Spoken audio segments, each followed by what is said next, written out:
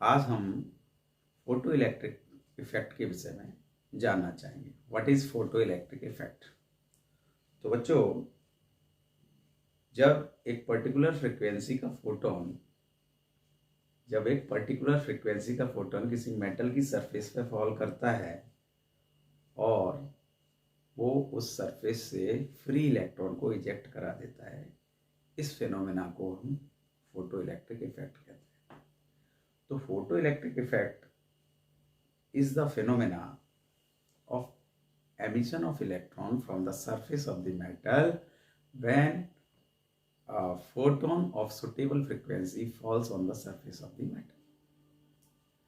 और वो कम से कम फ्रिक्वेंसी जिसका फोटोन हमें फॉल कराना होता है उस फ्रिक्वेंसी को बोलते हैं हम थ्रेशोल्ड फ्रिक्वेंसी।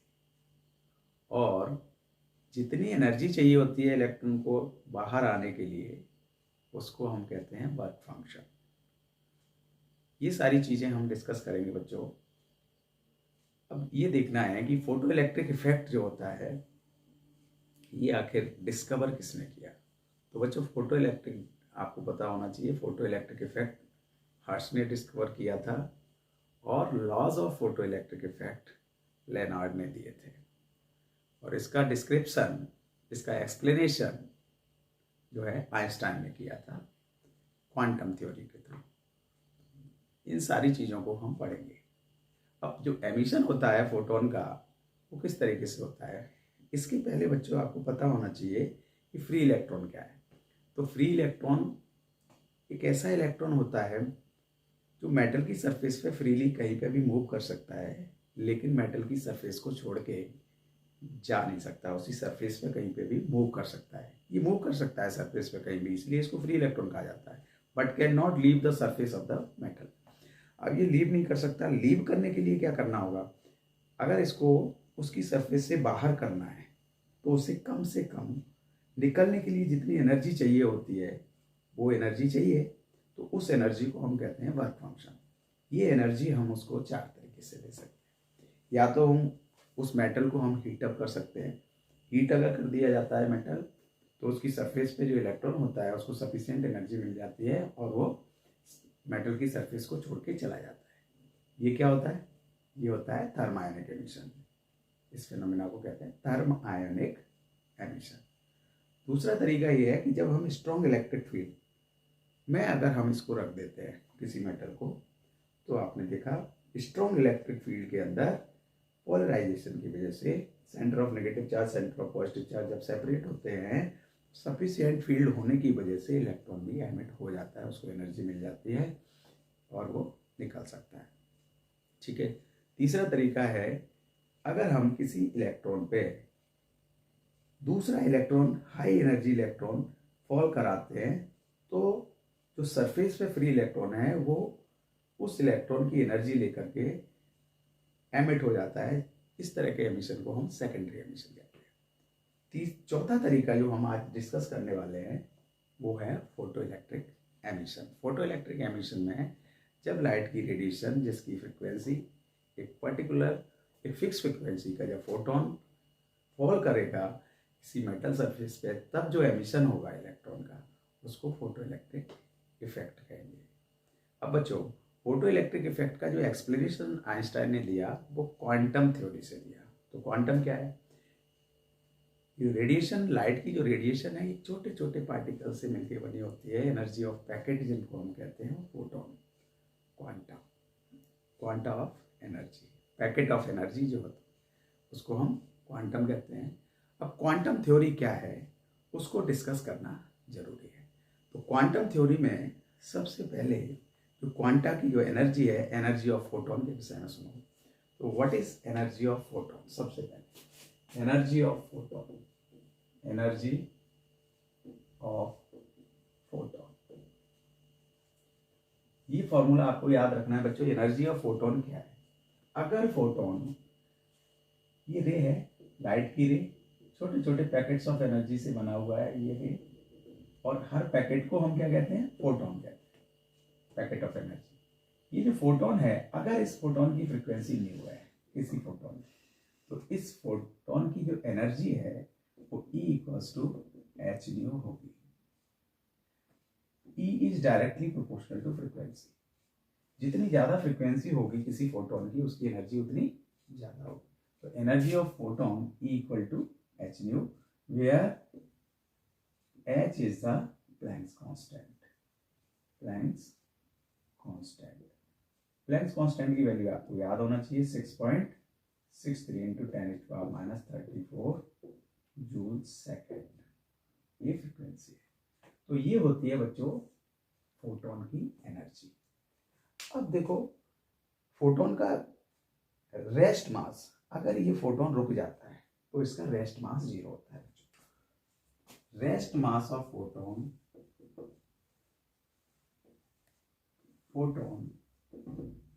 इज 0। अगर रेस्ट मास 0 है तो क्या बच्चों इसके मोमेंटम की हम कल्पना कर सकते हैं? क्या किसी फोटोन का मोमेंटम होता है? तो मोमेंटम के विषय में सोचो। Momentum of photon, momentum of photon, momentum की बात अगर हम करें तो बेटा यहां जो है, अगर हम देखें डी ब्रोगलीज वेवलेंथ के विषय में सोचें। डी ब्रोगली ने क्या कहा था? हर मूविंग पार्टिकल के साथ एक वेव एसोसिएटेड होती है। उस वेव की जो वेवलेंथ होती है पार्टिकल की, तो lambda equal to H upon p. P is the momentum of the particle. अगर फोटोन पार्टिकल है तो उसका कोई मोमेंटम होगा, मोमेंटम होगा तो उसकी कोई वेवलेंथ होगी, lambda equal to H upon p. तो यहां से अगर आपको मोमेंटम का formula p equal to H upon lambda, ये मोमेंटम है फोटोन का, एच अपॉन लैम्डा। लेकिन बच्चों आपको वेवलेंथ पता नहीं है, तो velocity of light c equals to frequency into wavelength equal to c। तो यहां से हम क्या करते हैं, लैम्डा की वैल्यू c अपॉन न्यू अगर इस एक्सप्रेशन में पुट करते हैं तो h अपॉन c न्यू। ये h इंटू न्यू अभी अभी हमने देखा एनर्जी के बराबर होता है, तो E अपॉन सी। तो momentum of the photon P equal to E upon C. ये फॉर्मूला आपको याद रखना है, एनर्जी का फॉर्मूला याद रखिए और मोमेंटम का फॉर्मूला याद रखिए। अब बच्चों इसका मास क्या होगा? फोटोन का मास। अब मास के विषय में सोचो, मास होगा क्या? तो मास ऑफ फोटोन सोचिए, मास ऑफ फोटोन, फोटोन के मास का क्या कॉन्सेप्ट है? अब देखो आइंस्टाइन ने एनर्जी के विषय में कॉन्सेप्ट दिया था, अगर किसी बॉडी का मास m है तो वो body m into c square के बराबर एनर्जी पोसेस करती है, energy equal to m c square. तो क्या इस रिलेशन से हम मास की कल्पना कर सकते हैं? तो क्या m equals to energy of photon divided by c square, energy E equals to H nu होता है divided by c square. Nu को अगर हम वेवलेंथ के फॉर्म में लिखना चाहें तो बच्चों C equal to lambda into frequency. तो यहाँ से frequency nu equal to C upon lambda, put करिए H upon C square into C upon lambda. एक सी से सी कैंसिल होगा और यहाँ मिलेगा आपको H upon C lambda, mass of the photon. तो mass of photon m equal to H upon C lambda. यहाँ से बच्चों क्वेश्चन बनता है, क्वेश्चन क्या बनता है? मास वेवलेंथ पे डिपेंड करता है।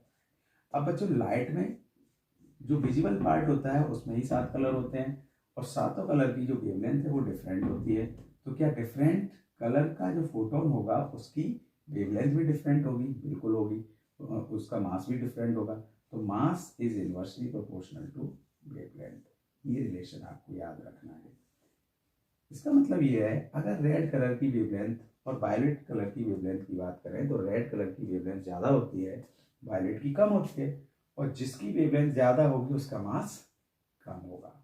तो रेड का mass of red colour is less than mass of violet colour. मतलब ये हुआ रेड कलर फोटोन का जो मास होगा वो वायलेट कलर फोटोन के मास से कम होता है। It is the concept of mass of photon. बच्चों ये चीज़ आपको याद रखना है। अब फोटोन की इंटेंसिटी क्या होती है? Light, intensity of light. Think about intensity, intensity of light, intensity of light. तो बच्चों बता दूं मैं आपको, अगर किसी सरफेस पे लाइट फॉल होती है, इस सरफेस का एरिया मान लीजिए ए है, और पर सेकेंड अगर इस पे कुछ energy falling per second on the surface per unit area is the intensity. तो intensity is the energy falling per unit area per second is the intensity. इस सरफेस पे लाइट की जो इंटेंसिटी है वो energy falling per unit area per second है। तो इसकी यूनिट क्या होगी बच्चों? एनर्जी अपॉन टाइम पावर होता है क्या? तो एनर्जी अपॉन टाइम को आप पावर लिख सकते हो, तो P अपॉन ए, ये intensity P upon A.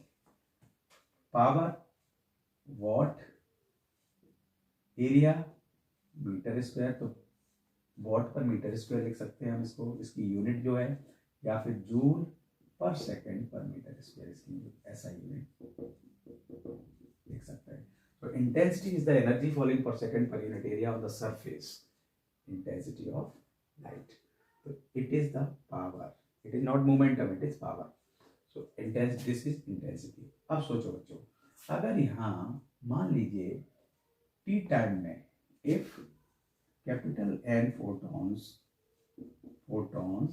fall on the surface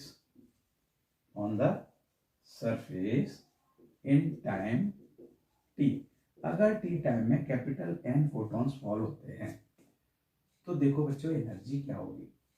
energy E equals to, एक फोटोन की एनर्जी h न्यू, तो एन फोटॉन्स की energy n into H new. इतनी एनर्जी टी टाइम में यहाँ फॉल होगी। तो क्या बच्चों इंटेंसिटी का फॉर्मूला ये बनेगा, एनर्जी की जगह n into H nu put करो divided by a into T. अब यहाँ से n अपॉन टी को हम एक नया नंबर दे रहे हैं n। So small n is the number of photons falling per second, number of photons falling per second. यहां से क्या होगा बेटा? n अपॉन टी, तो intensity I equals to small n h nu divided by a। सो intensity I equal to N H nu upon A. ये formula याद रखिए, ठीक है, और ये टोटल एनर्जी का फॉर्मूला याद रखिए। ध्यान रखना, small n is the number of photons falling per second intensity, और basic formula I equals to E upon A into t. ऐसा unit watt per metre square या जूल पर सेकेंड। ये सारी चीजें आपको याद रखना है। अब बात करते हैं बच्चों, क्या ये लाइट किसी सरफेस पे जब फॉल होती है तो ये उस सरफेस पे कोई फोर्स एक्सर्ट करती है, कोई प्रेशर लगाती है? तो फोर्स और प्रेशर, प्रेशर ऑफ लाइट,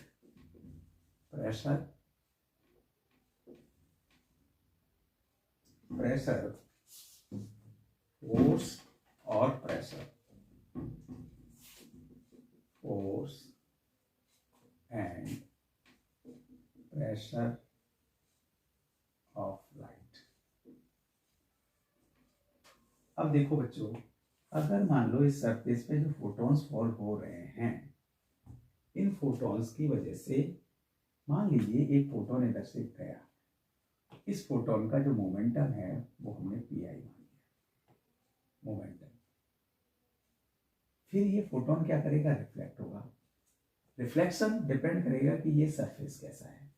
अगर ये सरफेस परफेक्टली रिफ्लेक्टिंग सरफेस है, if the photons are falling on the perfectly reflecting surface, इसका मतलब क्या होगा? इसका मतलब ये सरफेस कोई भी फोटोन एब्जॉर्ब नहीं करेगी, सारे फोटोन वापस आएंगे। रिफ्लेक्टेड फोटोन का अगर मोमेंटम पी फाइनल है तो क्या इसका momentum p i equals to m into v, ये हम लिख सकते हैं। Final momentum p f equals to minus reflect होगा नेगेटिव डायरेक्शन में वेलोसिटी माइनस एम वी। तो चेंज इन मोमेंटम क्या हुआ बच्चों? Change in momentum equals to p final minus p initial which is equals to minus 2mv। It is the change in momentum. Change in momentum. अभी अभी हमने momentum की बात की थी। मोमेंटम p इक्वल्स टू, अभी हमने निकाला था एनर्जी E अपॉन c। किसी फोटोन की एनर्जी जो होती है वो, उसको अगर हम c से डिवाइड करते हैं तो मोमेंटम आता है। सारे फोटॉन्स की, किसी भी कलर का फोटोन हो उसकी वेलोसिटी c होगी, लेकिन फ्रीक्वेंसी डिफरेंट होती है। p equal to E upon c. Momentum का, ये जो मोमेंटम है, क्या ये momentum lambda equal to h upon m v, ये जो मोमेंटम है p equals to h upon lambda, p equal to h upon lambda. अगर n फोटॉन्स t टाइम में फॉल होते हैं तो n फोटॉन्स का जो मोमेंटम होगा वो capital N h upon lambda होगा। ओके, जब ये रिफ्लेक्ट होके वापस आएगा, उसको हम नेगेटिव ले रहे हैं, तो इंसिडेंट हो रहा है उसको minus n h upon lambda ले रहे हैं। तो ये फॉर्मूला बना आपका बच्चों 2NH upon lambda. Change in momentum. Change in momentum आ गया आपका, change in momentum minus 2NH upon lambda. Change in momentum को अगर हम टाइम से डिवाइड करते हैं तो क्या बच्चों, न्यूटन के सेकेंड लॉ से फोर्स आएगा। From Newton second law, from Newton's second law, F equals to minus d p upon d t, ये हो जाएगा minus d p upon plus d p upon rate of change of momentum equal to force. अगर हम magnitude की बात करें तो ये 2NH upon lambda into T, ये होगा फोर्स। ये फॉर्मूला आपको याद रखना है फोर्स का। दूसरा फॉर्मूला, अगर n अपॉन टी को स्मॉल n भी लिख सकते हैं, तो force equal to 2H upon 2HN upon lambda, ये भी फोर्स का एक फॉर्मूला बनता है। प्रेशर क्या होगा बच्चों? Pressure equal to force upon area. Pressure equal to force upon area. Pressure force upon area, तो क्या होगा बेटा? Force 2NH upon lambda and area A. It will be pressure P. P equal to 2NH upon lambda A. तो ये हमें यहाँ से याद रखना है, 2H upon lambda A into N. So putting N equal to P upon HC in this expression, so 2H upon lambda A into P upon H nu. तो बच्चों ये H से H कैंसिल होगा, लैम्डा इंटू न्यू, ये velocity होगी। तो pressure equals to 2P upon lambda into frequency, it is velocity of light into area. Power upon area, power upon area is the intensity, तो pressure equal to 2I upon C. So pressure exerted by the light radiation is equal to 2I upon C on the surface. If the surface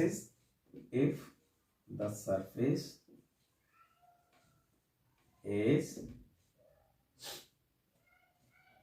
not perfectly